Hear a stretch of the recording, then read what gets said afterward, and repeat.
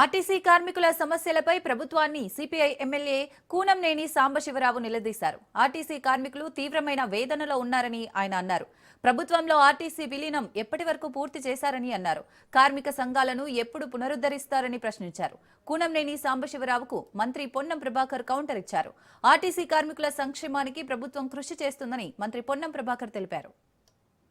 ఆర్టీసీకి సంబంధించి విద్యుత్ బస్సులు ప్రవేశీకరణకు సంబంధించి చర్చ జరుగుతూ ఉంది. ప్రశ్న ఈ సందర్భంగా ఆర్టీసీ కార్మికులు తీవ్రమైనటువంటి మనోవేదనకు గురై ఉన్నారు.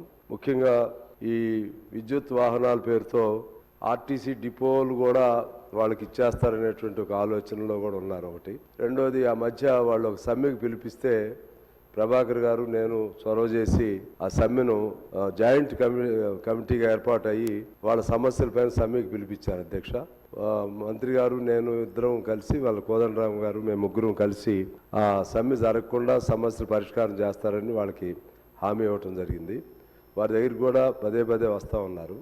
ముఖ్యంగా రెండు ప్రధానమైన అంశాలు ఉన్నాయి. ఆర్టీసీని ప్రభుత్వంలో విలీనం చేయటం అనేది అది పాలసీ మ్యాటరు. అంతకుముందు గత ప్రభుత్వం హామీ ఇచ్చింది, ఈ ప్రభుత్వం కూడా హామీ ఇచ్చింది. దాన్ని ఆ ప్రక్రియ మొదలైందా, ఎలా చేస్తారు, ఏం చేస్తారు మంత్రి గారు అంటే అది ఉప ప్రశ్న. ఇది దానికి సమాధానం చెప్పాలని కోరుకుంటున్నాను.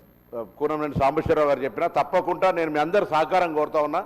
ఈరోజు మనం వాడే వాహనాలను కూడా ఈవీ వాహనాలు మనకు ఎఫిషియెంట్గా చాలా కంపెనీస్ 5 అవర్స్ 6 అవర్స్ ఉన్న 500 పైన కిలోమీటర్ తిరిగేటువంటి విధంగా ఉండేటువంటి పరిస్థితి ఉంది అనేటువంటి మాటను ఈ సందర్భంగా మనవి చేస్తూ ఈరోజు ఉన్నటువంటి పరిస్థితుల్లో మరి జీవో నెంబర్ 41 మొత్తంగా ప్రజలు చాలా ఉపయోగించుకుంటున్నారు. అధ్యక్ష, ఎక్కడ కూడా ఈవీకి సంబంధించిన విషయంలో ఈ రాష్ట్రం చాలా పాజిటివ్గా నిర్ణయం తీసుకుంటున్నటువంటి అంశాన్ని నేను ఈ సందర్భంగా మీకు మనవి చేస్తూ ఉన్నాను. ప్రభుత్వం పాలసీ ఇవ్వకముందు ఉన్నటువంటి పరిస్థితికి ఇప్పటికీ చాలా డిఫరెంట్గా మారింది.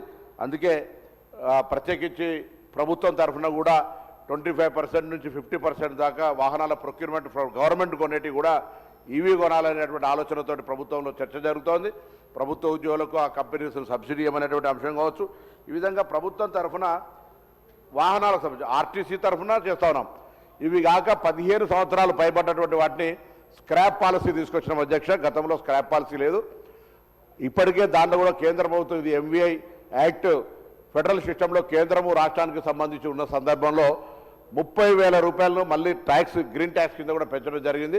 అంటే 15 సంవత్సరాలు పైబడ్డటువంటి వాళ్ళకు స్క్రాప్ చేస్తుంటే ఇన్సెంటివ్ ఇచ్చే విధంగా వాళ్ళకు స్క్రాప్ పాలసీ కింద కూడా ఇన్సెంటివ్ తీసుకొచ్చేటువంటి ఒక ప్రయత్నం జరుగుతుంది. అధ్యక్ష, జీవో తీసుకొచ్చినాం.